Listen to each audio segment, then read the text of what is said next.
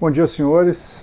Hoje vamos falar um pouco sobre a segunda parte daquela aula que a gente iniciou com os primórdios da osteossíntese. Essa segunda parte nós vamos falar especificamente do período da evolução da osteossíntese entre 1950 e 1995.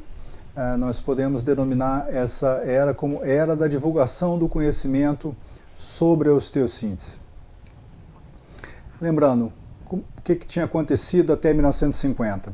Nós tínhamos inicialmente um primeiro controle da infecção, foi criado o conceito da osteossíntese, a gente desenvolveu o aço inoxidável, nós tínhamos aço inoxidável de pior qualidade, essa é uma pinça de Lambotte de 1910, vocês observam que essa pinça já tem uma grande quantidade de oxidação, né? Então era ainda um aço de qualidade inferior. Já a mesma pinça feita na década de 30 com aço de muito melhor qualidade, ainda com alguma oxidação. Hoje nós temos materiais onde a gente tem pinças ortopédicas com zero de oxidação. Então nós tivemos aí uma evolução grande no desenvolvimento do aço inoxidável, das ligas metálicas. Nós tivemos uma melhora do implante, mudança do design dos parafusos. Os parafusos inicialmente, parafusos semelhantes a parafusos de madeira, com ranhuras, para que você conseguisse... um parafuso muito semelhante ao parafuso que você coloca na parede de casa, por exemplo. Passamos para parafusos onde a gente tem a cabeça dele sextavada, está pequenininho, é difícil de ver, mas observem que não é mais uma ranhura. Usa-se já chaves especiais com pontas sextavadas, isso permite que o parafuso fique mais equilibrado, você consegue manusear melhor esse parafuso sem que ele caia do instrumental. Então isso aí foi uma grande evolução. Nós tínhamos ainda inicialmente a formação de calócitos como o objetivo, e a gente vai observar que isso vai mudar a partir da década de 1950. Então uma outra coisa que era muito interessante é que as informações médicas eram muito concentradas em alguns centros. Então, somente alguns centros do mundo realizavam osteossíntese.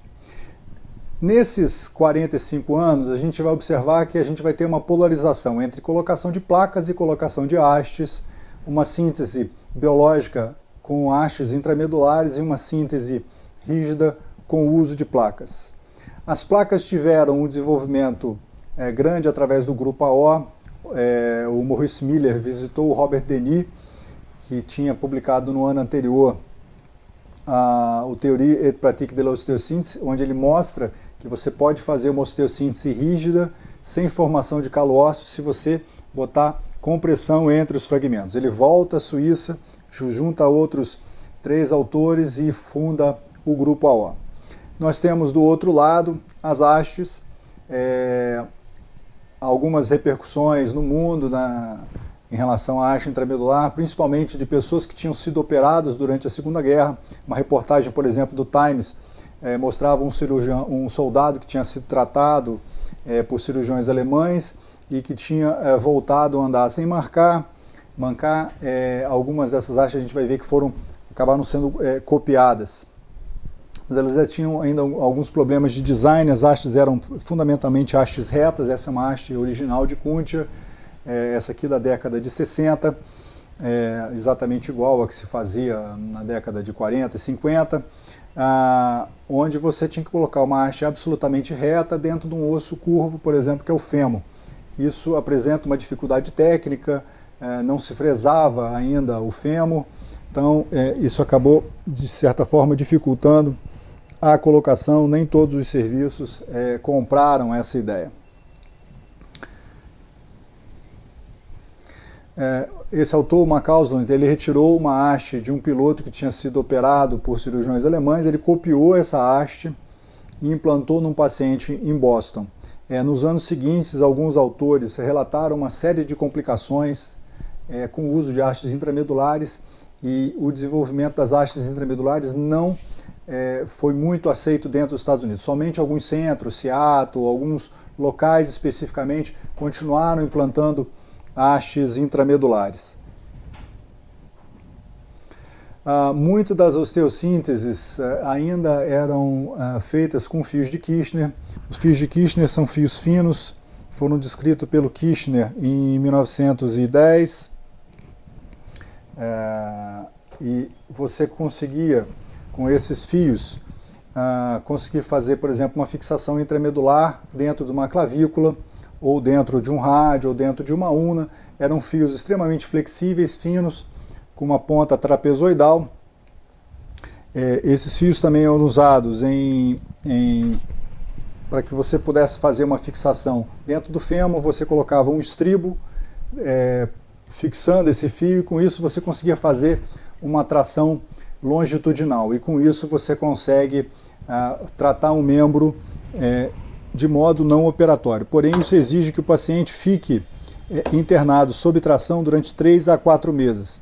Isso é um dos principais complicadores do tratamento não operatório de uma fratura de osso longo, é o grande período que demora para essa fratura consolidar. Então, quando você opera o paciente, isso permite que você consiga rapidamente uma mobilidade precoce, as articulações não ficam rígidas, e com isso você tem um melhor prognóstico. Esses fios de Kirchner são usados até hoje para vários propósitos, para fixação, até mesmo intramedular, dentro de fraturas da mão, por exemplo. A diferença basicamente é a evolução do aço, que hoje é melhor. Muito bem, então, defendendo as placas, nós temos o Grupo AO, fundado em 58, e entre 1958 e 1995 ele preconizava a osteossíntese feita com placa e uma osteossíntese rígida, seguindo 4 princípios básicos: a redução anatômica, compressão interfragmentária, cirurgia traumática e mobilidade precoce. A redução anatômica e a cirurgia atraumática são princípios preconizados desde o século anterior pelo Lane. O movimento precoce foi preconizado pelo Sherman. A grande diferença do Grupo AO foi exatamente a introdução dos princípios de Robert Denis, falando especificamente sobre a compressão interfragmentária, ou seja, você tem que apertar um osso contra o osso, ele tem que ficar absolutamente rígido e não pode se mexer para que ocorra a consolidação. Então nós temos no Grupo AO a divulgação do conceito de osteossíntese rígida e a consolidação primária sem a formação de calo ósseo.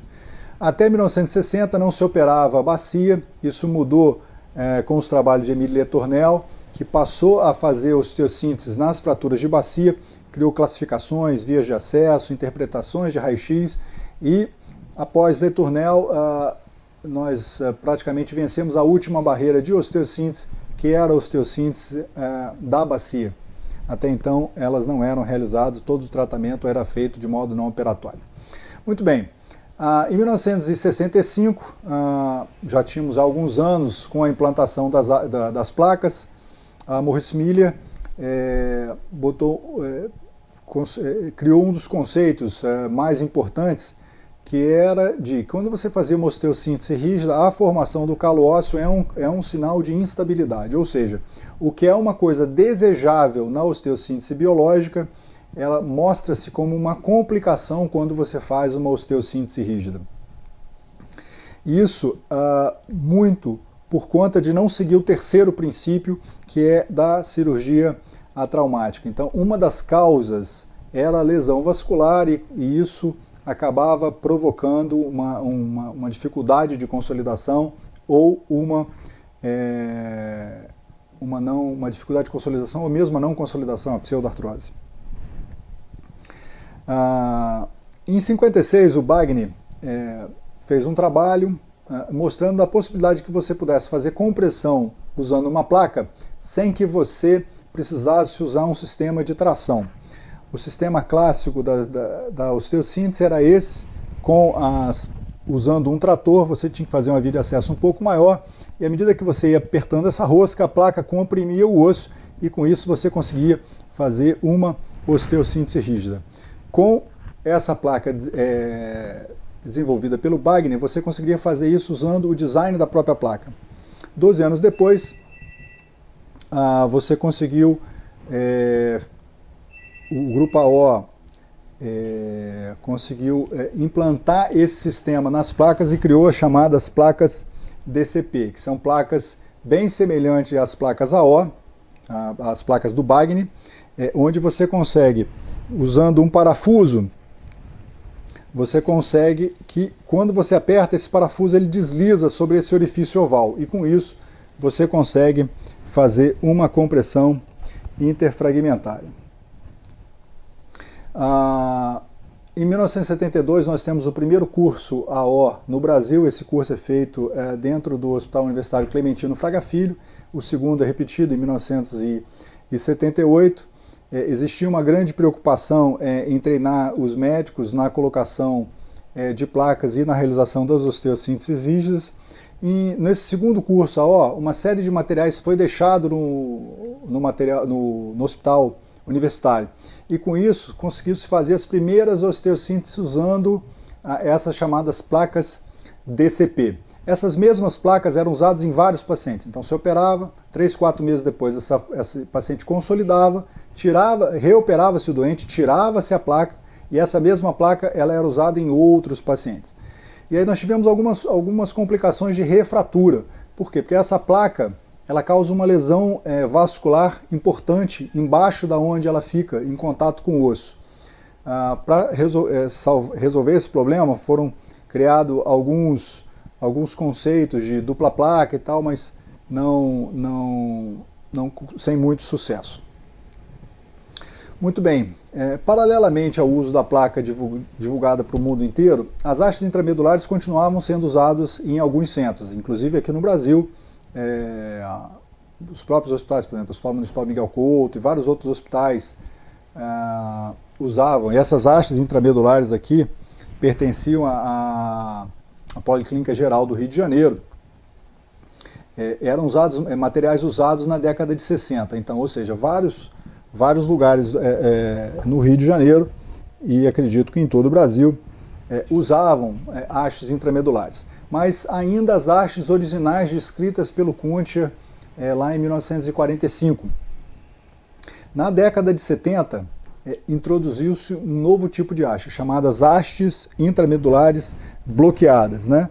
Essa é uma haste moderna, né? Não é uma haste de 80, mas o conceito que foi introduzido foi exatamente a possibilidade de que você colocasse um parafuso por dentro dessa haste e com isso você conseguia que essa haste se fixasse na parte de cima e na parte de baixo da fratura. Então você tinha um ponto de ancoragem superior, um ponto de ancoragem inferior e com isso você tinha uma maior estabilidade. Então você conseguia também, passou-se a usar também essas hastes em fraturas complexas, multifragmentares.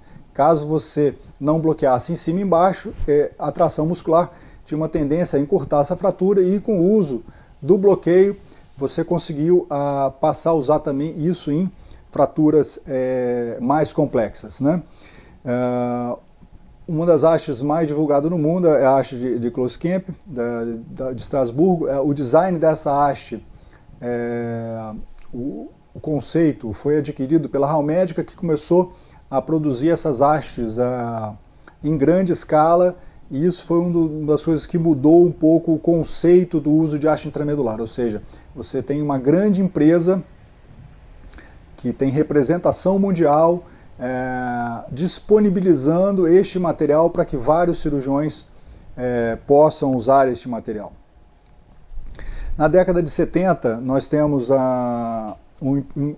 um retorno, digamos assim, uma valorização das hastes intramedulares. Nós temos aí já uma divulgação maior da fluoroscopia que permitia que você colocasse essa haste sem abrir o foco, né? Porque você conseguia que essa haste pudesse ser colocada através do controle com o uso do intensificador, e nessas situações nós começamos a ter melhores resultados. Hansen e Winquist também começaram a fazer alguns cursos, alguns deles dentro do Congresso da Academia Americana de Cirurgiões Ortopédicos. Isso divulgou também dentro da comunidade americana, entre os cirurgiões americanos e cirurgiões do mundo todo. Vários cirurgiões do mundo frequentam os congressos da Academia Americana, e isso também ajudou na popularização das hastes intramedulares. Então, em 84, as hastes já eram um tratamento aceito dentro dos Estados Unidos, e aí começou-se a dividir. As fraturas do membro inferior, a gente começou a tratar mais com haste intramedular, as fraturas dos membros superiores, tratadas mais com placas e parafusos. Importante, quando a gente fala da história da osteossíntese, a gente tem que falar do Elizarev. Elizarev é um cirurgião russo que morava na Sibéria, que durante 35 anos desenvolveu um trabalho muito interessante, porém esse trabalho ficou restrito à Rússia. Por conta da Guerra Fria, os conhecimentos dentro da Rússia não eram propagados para fora. Ele conseguiu fazer Ele pegou um paciente que tinha um flexo do joelho, fez uma osteotomia, e com essa osteotomia ele progressivamente foi alongando as partes moles. Por quê?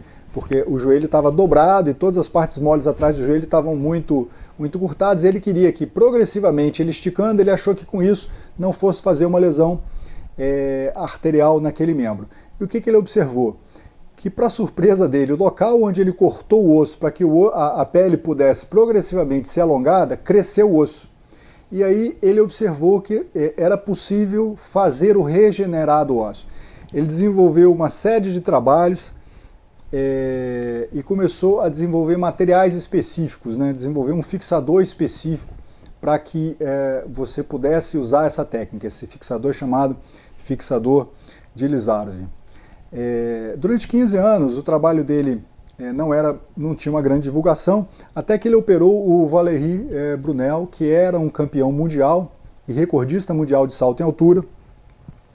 Esse paciente tinha tido uma fratura complicada e ele, após 4 cirurgias com o Elizarev, ele conseguiu realinhar a perna, ganhou novamente o comprimento, e ele voltou a competir em salto em altura, em alta performance. Não voltou ao 2,2 metros, se eu não me engano, era o recorde dele, mas ele conseguiu voltar a saltar 1,98 m após a cirurgia. Ou seja, isso fez com que Elizarev se tornasse um cara extremamente conhecido, porém somente dentro da Rússia. O Ellinger, em 71, publicou um trabalho do método de Elizarev, porém publicou isso em alemão e não foi divulgado. A história do Elizarev mudou em 1980, quando o Carlo Mauri, era um jornalista e fotógrafo italiano, estava em Moscou e tinha um defeito na perna, sequela de uma fratura, que tinha sido tratada, mas a fratura não tinha consolidado adequadamente, estava em pseudartrose, a perna dele estava mais curta e estava rodada. Conversando com alguns russos, as pessoas falaram do Elizarev. Ele foi atrás, foi para a Sibéria, se internou em Kurgan, no hospital onde o Elizarev trabalhava. Durante 4 meses o Elizarev tratou dele, consolidou a pseudartrose, ou seja, a perna dele voltou a ficar solidificada, a perna que era torta ficou reta e o pé que era girado foi para o lugar correto. Esse cara, quando voltou para a Itália, escreveu um artigo falando sobre o Michelangelo da ortopedia, uma pessoa que era capaz de pegar uma pedra, e como Michelangelo pegava a pedra e fazia uma obra de arte, era possível ele pegar uma perna totalmente destruída e reconstruir e deixar ela absolutamente alinhada e voltando a funcionar como era antes. Isso foi de grande impacto dentro da Itália. Vários cirurgiões italianos foram visitar o Elizarev, viram que realmente o trabalho dele era aquilo que o Carlo Mauri havia descrito, convidaram ele. Em 1981 ele foi num curso em Belágio, tinham 200 cirurgiões ortopedistas, foi a primeira vez que ele falou fora da Rússia, e as pessoas ficaram absolutamente maravilhadas com os resultados do Elizarev. Criaram, inclusive, uma fundação, a Fundação Azami, em Belágio, em 82, exatamente para estudar o método Elizarev. Hoje, vários cirurgiões se dedicam especificamente a esses procedimentos, não necessariamente usando o fixador do Elizarev, mas fixadores mais modernos, usando todos os princípios que ele preconizava. Muito bem, com o uso das placas DCP criaram alguns problemas, como a gente já citou antes. Tinha refratura, tentou-se usar dupla placa, tinha uma grande lesão vascular embaixo do osso, tentou-se mudar o design da placa, mas na verdade o problema não estava só no design do material, também estava na agressão das partes moles. Então, para tentar resolver isso, criou-se, por exemplo, o fixador Zempol em 79, foram operados somente poucos casos, tem um trabalho na literatura sobre isso, onde ele voltou aos princípios do Karl Hassmann, lá de 1886, né, 100 anos antes praticamente, onde ele usava um fixador externo e interno. Só que ele, na época, o Karl Hassmann deixava o material para fora. Nesse fixador Zempol, todo o material ficava dentro. E isso, na verdade, é a primeira placa bloqueada moderna, digamos assim. E aí isso teve um grande desenvolvimento na década de 90, a gente vai ver isso na terceira parte dessa aula, e, digamos assim, foram os primórdios das placas modernas bloqueadas que a gente usa hoje em dia. E com isso, nós tivemos o retorno da biologia, né? E aí tentamos fazer síntese biológica. E aí ficou aquela pergunta, isso é o fim da compressão interfragmentária? Não, hoje em dia a gente tenta usar os dois princípios, né? Então nós temos essas primeiras placas do Zempol em 79, temos o Rittemeier em 1985, já falando dos conceitos de placa-ponte. Isso é uma placa-ponte, você faz um corte em cima e embaixo, fixa em cima e embaixo, no meio você deixa o osso consolidar através da biologia, você não toca na fratura. Em 1990 nós temos a criação do conceito da biologia, da biológica, né? Ganz, Mast e Gerber. Esses três autores criam digamos assim, pegam a palavra e dividem e tentam dizer que a síntese ela deve procurar uma fixação interna ótima e não uma fixação interna máxima. É importante enfatizar que os processos reconstrutivos biológicos com a preservação dos tecidos moles, né? E eles postularam que isso seria uma coisa muito difícil, porque iria exigir uma reorientação intelectual e técnica dos ortopedistas ao redor do mundo. Por quê? Porque isso era uma mudança de conceito, né? Nós estávamos imaginando que não necessariamente precisávamos fazer uma osteossíntese rígida, poderíamos fazer uma síntese biológica. Porém, esse conceito preconizado pelo Gerber, pelo Master e pelo Ganz, até hoje, quer dizer, nós estamos em 2016, desculpe,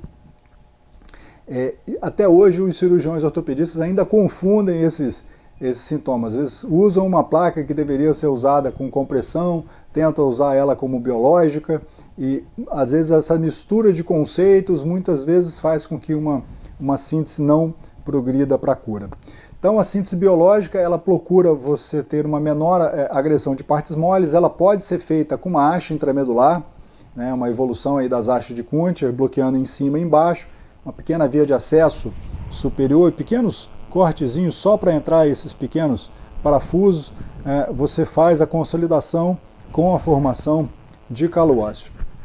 Você também pode fazer a síntese biológica usando placa, usando dupla via de acesso, e aí você consegue botar em cima e embaixo parafusos, não mexe na região da fratura, um caso completamente diferente das osteossínteses, onde você abria completamente, né? As primeiras sínteses que eu fiz na residência, no início da década de 90, eram todas sínteses como essa aqui, né? Naquele iniciozinho, apesar do Rittemeier já ter descrito há 6, 7 anos antes a síntese com placa-ponte, todas as sínteses que a gente fazia no início da década de 90 ainda eram desse tipo. Então nós temos aí uma evolução entre a síntese rígida com desvascularização, o uso de clamps. Esses clamps eram usados dentro das fraturas, né? Então toda essa parte aqui de trás ela é desvascularizada para que você conseguisse montar a placa absolutamente, né? Já não mais usando o trator, e sim as placas bloqueadas, né? Com orifícios ovais, né? Diferente das placas originais, onde você tinha os orifícios redondos. Então, até 1965 a gente usava essa placa, a partir de 1965 começamos a usar essas aqui.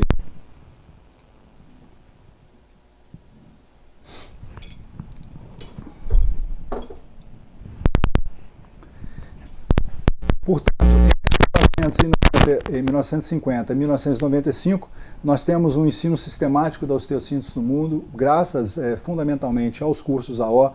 Esses cursos treinaram mais de 10 mil ortopedistas ao longo de todo o mundo. Inicialmente, até 1995, a gente vai ficar com um conceito básico, onde as fraturas devem ser operadas com osteossíntese e compressão interfragmentária. Isso só muda em meados da década de 90. E aí a gente tem uma mudança de conceito, onde o surgimento de calo ósseo é um sinal de instabilidade, onde você quer a formação de calo ósseo, né, com o retorno da osteossíntese baseado na formação do calo ósseo. Muito obrigado, senhores. Essa foi a segunda parte sobre a história da osteossíntese. Nós voltaremos com uma terceira parte, onde a gente vai falar especificamente da moderna osteossíntese. A gente vai pegar isso de 1990 até 2016, o ano em que nós estamos. Muito obrigado.